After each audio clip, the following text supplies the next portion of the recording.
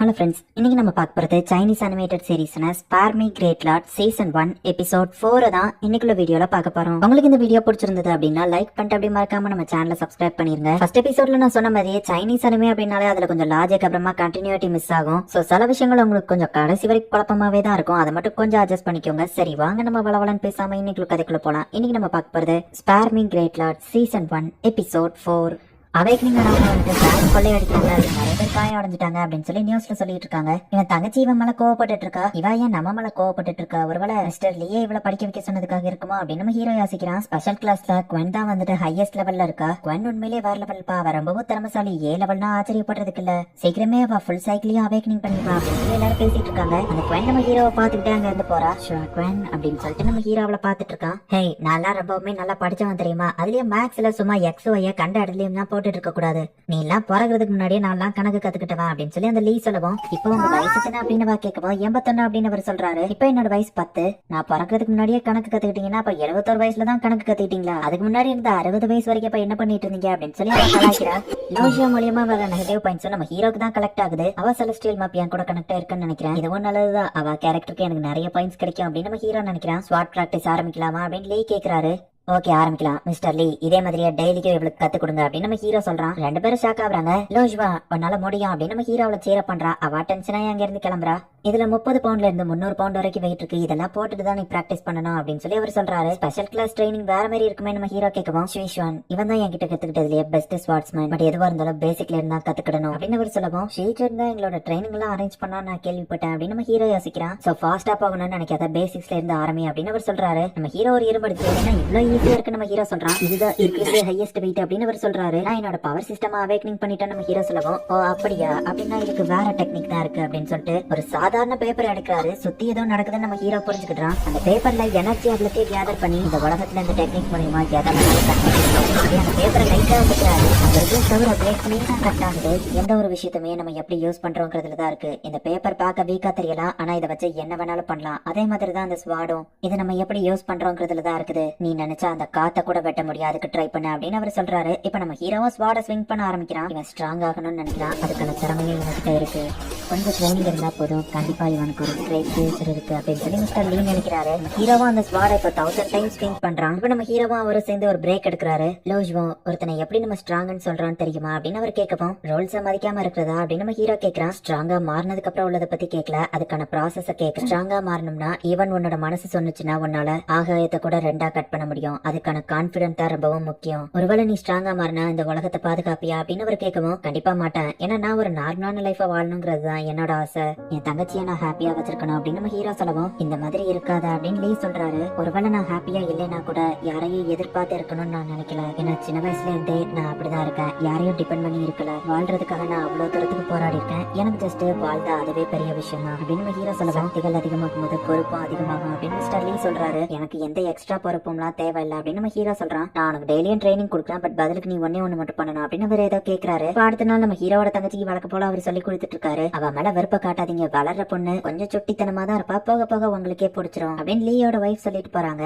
யாரோ ஒருத்தங்க வர்றத வந்துட்டு லீ நோட்டீஸ் பண்றாரு. பார்த்தா ஷீஜுன் அந்த இடத்துக்கு வந்திருக்கான். ரொம்ப நாள் கழிச்சு நம்ம பார்க்காத ஒருத்தங்களை பார்த்தா என்ன சொல்லுவோம் அப்படின்னு லீ கேட்கவும், இத்தனை நாள் நீ வரல, இப்ப ஏன்டா வந்தான்னு கேட்போம் அப்படின்னு லூஜியோ கலாய்க்கவும், நம்ம ஹீரோ கதுல நெகட்டிவ் பாயிண்ட் சேருது. அதுல ஷீஜுனோட நெகட்டிவ் பாயிண்ட் அப்படின்னு காமிக்கவும், ஷீஜுன் ஃபேமிலி நெட்வொர்க்ல இருக்க ஒரு டாப் ஆபீசர், அவன் என்ன பண்றான் அப்படின்னு நம்ம ஹீரோ ஃபாஸ்டா ஓடி போய் பார்த்தா, ஹே லூஜ்வா ஸ்கூல்ல எல்லாமே என்ன பண்றேன்னு கேட்கவும், நான் என் புக்கை மறந்து வச்சுட்டேன், அதை எடுக்க தான் வந்தா நம்ம ஹீரோ சொல்றான். நான் போய் எடுத்துட்டு வரேன் அப்படின்னு சொல்லி அவன் தங்கச்சி உள்ள போறா. நீ யாரு அப்படின்னு ஷீஜுன் கேக்குறான். நான் 3rd great high school student, பக்கத்துல தான் படிக்கிறேன் அப்படின்னு நம்ம ஹீரோ சொல்றான். இவன் உங்ககிட்டயா ட்ரைனிங் எடுக்கிறான் நம்ம கேட்கவும், லோஜ்வா லெவல் F தான், இவனுக்கு நான் ட்ரைனிங் கொடுக்கறதெல்லாம் வேஸ்ட் அப்படின்னு லீ சொல்றாரு. நீங்க கத்து கொடுத்த ஸ்வாட்ஸ்மேன்ஷிப் எனக்கு ரொம்பவே யூஸ்ஃபுல்லா இருக்கு. நான் வந்த விஷயத்த சொல்றேன், நம்ம இடத்துல ஒரு ரோவன் ஓபன் ஆக போகுது. ஃபவுண்டேஷன் எங்க வழியில குறுக்க வர மாட்டாங்கன்னு நான் நம்புறேன். உங்களால ஃபைட் பண்ண முடிஞ்சா நீங்களும் கலந்துக்கிட்டலாம்னு சொல்லுவோம். எனக்கு அதுல விருப்பம் இல்லன்னு லீ சொல்றான். இன்னொரு விஷயமும் இருக்கு, நெட்வொர்க்ல உங்களுக்கு ஒரு இடம் காத்துட்டு இருக்கு, நீங்க எப்பனாலும் வரலாம்னு சொல்லுவான். அதுல எல்லாம் இன்ட்ரெஸ்ட் இல்லன்னு அவர் சொல்றாரு. இப்ப அவன் அங்க இருந்து கிளம்பிட்டான். இவர் ஹெவன்லி நெட்வொர்க்ல லெவல் B தானு கேட்கவும், இல்ல இவன் நார்மலான ஆள் தான், இவனுக்கு அவேக்னிங்லாம் எதுவும் ஆகல, பட் ஆனா லெவல் B கமாண்டர். நான் உனக்கு ட்ரைனிங் கொடுக்கறத யாருக்கிட்டயும் சொல்ல வேண்டாம், அந்த மேஜிக்கல் ஸ்பெஷல் கிளாஸ்னே நீ லெவல் F தானே, சோ உனக்கு எந்த பிரச்சனையும் இல்ல அப்படின்னு அவர் சொல்றாரு. ஆமா, இவ இதுவும் அவரை கோவப்படுத்திடலேன்னு நம்ம ஹீரோ கேட்கவும், அதை ஏன் கேட்கற, ரொம்ப நாள் கழிச்சு ஒருத்தரை பார்த்தா என்ன சொல்லணும் அப்படின்னு லீ கேட்கவும், ஏன்டா வந்தான்னு கேட்கணும் அப்படின்னு சொல்றான். நெகட்டிவ் பாயிண்ட்ஸ் கிடைச்சிருக்கு இருக்கா அப்படின்னு நம்ம ஹீரோ புரிஞ்சுக்கிறான். இது சோடியம் பொட்டாசியம் ஆலாய், உன்னோட லெவல் எவ்வளவு இருக்குங்கிறத இதை வச்சு செக் பண்ணிக்கோ அப்படின்னு சொல்லிட்டு லீ அங்க இருந்து கிளம்புறாரு. நம்ம ஹீரோவும் அவனோட பிளட் அதுல விட்டு செக் பண்ணி பாக்குறான். அது பிளாக் கலர்ல மாறுது. என்னது லெவல் ஏவா அப்படின்னு நம்ம ஹீரோ பாத்தீங்கன்னா ஹீரோட பிளட் இருக்குது ப்ளூ கலர்ல மாறுது. அப்படின்னா லெவல் ஏக்கு மேல லெவல் இருக்கா? இது பாக்குறதுக்கு என்னோட செலஸ்டியல் மேப் மாதிரியே இருக்குல்ல அப்படின்னு நம்ம ஹீரோ பாக்குறான். இப்போ அதை தூர ஊத்தலாம் நம்ம ஹீரோ வெளியே போகுவோம். என்ன லெவல் அப்படின்னு சொல்லி லே கேக்குறாரு. லெவல் எஃப் தான் அப்படின்னு சொல்லி நம்ம ஹீரோ சொல்லவும் அப்படியா அப்படின்னு சொல்லிட்டு அவர் வருத்தப்பட்டு போறாரு. இப்போ நம்ம ஹீரோ அந்த ட்விங்கிள் ட்விங்கிள் ஸ்டாரை பாடி கான்சென்ட்ரேட் பண்ணி அவனோட செலஸ்டியல் மேப்ல போறான்.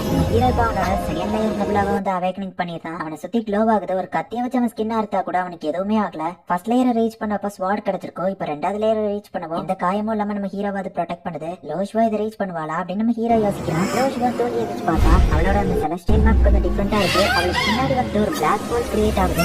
டைம் ஆச்சு எந்திரி லோஷ்வா அப்படின்னு நம்ம ஹீரோ போய் பாக்குறான். அவ கண்ணு ஒரு மாதிரி இருக்கு. என்னாச்சு நம்ம ஹீரோ போய் பார்த்தா நான் லெவல ரீச் பண்ணி அப்கிரேட் ஆயிட்டேன் அப்படின்னு சொல்லவும் நீயுமா அப்படின்னு நம்ம ஹீரோ கேக்குறான். அப்படின்னா நீ இப்பதான் ஃபர்ஸ்ட் லேயர் நெபுலாவே ரீச் பண்ணிருக்கியா அப்படின்னு கேட்கவும் இல்ல நான் ரீச் பண்ணது செகண்ட் லேயர் அப்படின்னு நம்ம ஹீரோ சொல்றான். உடனே அவளுக்கு கொஞ்சம் பல்ப் ஆயிருது. இதோ பிளாக் ஹோல்னு சொன்னி அதோட திறமையை காட்ட நம்ம ஹீரோ கேக்குறான்.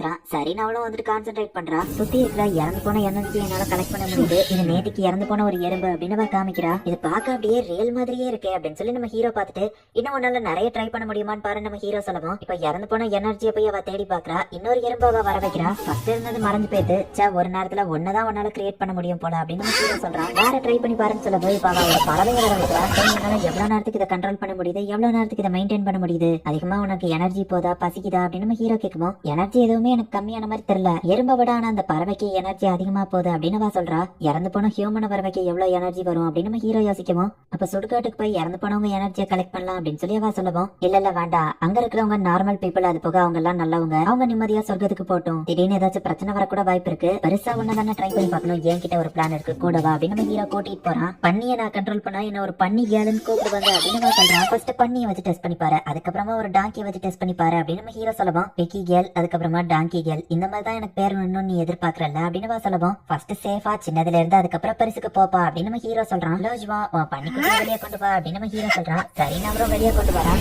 ஸ்ட்ராங் ஆச்சு அப்படின்னு சொல்லவும் ஹீரோ ஒரு பஞ்சு விடுறா. அது அப்படியே மயங்கிருது. இது ஒன்னும் ஸ்பெஷல் ஸ்ட்ராங் எல்லாம் இல்ல, நார்மல் பன்னிக்குட்டி மாதிரி தான் இருக்கு. அப்படியே ஒரு ரியல் பன்னிக்குட்டியை டச் பண்ற மாதிரி தான் இருக்கு. எக்ஸ்ட்ரா ஸ்பெஷல்லாம் எதுவும் இல்ல அப்படின்னு நம்ம ஹீரோ அதை கட் பண்றான். மேஜிக்கல் எனர்ஜியால தான் அது கிரியேட் ஆயிருக்கு. சோ அப்படின்னா அதுக்கு நார்மல் கத்தி பத்தாது அப்படின்னு சொல்லி பண்ண ஹீரோ அவனோட ஸ்வாட வர வைக்கிறான். ஹீரோ ஸ்வாட பார்க்கவங்க அந்த பண்ணி ரொம்ப பயந்து தெரிச்சு ஓடுது. ஒரே அட்டாக் தான். அந்த பண்ணி காலையிலேயே 1.5 மணி நேரமா மெனக்கிட்ட என்ன கூட்டிட்டு போய் இப்ப அதை டெஸ்ட்ராய் பண்ணிட்டேன் அப்படின்னு சொல்லி அவன் தங்கச்சி டென்ஷன் ஆகும். சரி டென்ஷன் ஆகாத அவன் அவனுக்கு ஒரு வாரத்துக்கு எக் ரைஸ் சமைச்சு தர நம்ம ஹீரோ சொல்லுவோம். 2 வாரம் சமைச்சு தரணும் அப்படின்னு சொல்லிட்டு அவன் நார்மலா ஆகுறா. அவேக்னிங் ஆன அந்த 3 கொள்ளக்காரங்களால நிறைய பிரச்சனை ஏற்பட்டுட்டே இருக்கிறது நியூஸ்ல போட்டுட்டு இருக்கான். லோஷும் சாப்பிட்டுட்டு இந்த நீயும் சாப்பிடு அப்படின்னு சொல்லி நம்ம ஹீரோக்கு கொடுக்குறா. நீயே ஃபுல்லா சாப்பிடு, நான் நிறைய செஞ்சிருக்கேன் நம்ம ஹீரோ சொல்லுவோம். அப்ப எனக்கு இன்னும் ரைஸ் வேணும்னு அவ கேக்குறா. நம்ம ஹீரோ ஸ்மைல் பண்ணுவோம். என்னாச்சு ஏன் சிரிக்கிறா, அவன் மைண்ட்ல என்ன ஓடுது அப்படின்னு சொல்லி அவ கேக்குறா.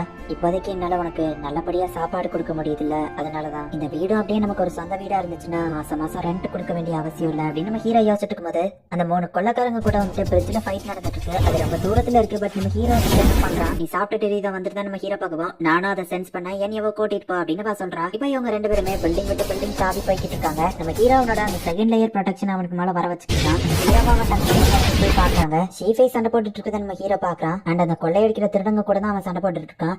இவன் லெவல் டியா அப்படின்னு நம்ம ஹீரோ ஷாக் ஆகுறான். இந்த இடத்துல இந்த எபிசோட் முடியுது. நம்ம ஹீரோவோட ஒரிஜினல் லெவல் என்ன அப்படிங்கறது யாருக்குமே தெரியாது. ஈவன் அது நம்ம ஹீரோக்கு கூட தெரியாது. லெவல் ஏ தான் இருக்கிறதுலே ஹையஸ்ட் நினைச்சிட்டு இருந்தாங்க. பட் நம்ம ஹீரோவோட லெவல் ஏக்கும் மேலதான் இருக்கு. இதுக்கப்புறம் தான் கதை இன்னும் இன்ட்ரெஸ்டிங் ஆகும். வேற லெவல்ல சூப்பராக போக ஆரம்பிக்கும். சோ மிஸ் பண்ணாம பார்த்து என்ஜாய் பண்ணுங்க. அண்ட் உங்களுக்கு இந்த வீடியோ பிடிச்சிருந்தது அப்படின்னா லைக் பண்ணிட்டு அப்படி மறக்காம நம்ம சேனலை சப்ஸ்கிரைப் பண்ணிருங்க. தேங்க்யூ ஃபார் வாட்சிங். Bye guys. நெக்ஸ்ட் எபிசோட்ல மீட் பண்ணலாம்.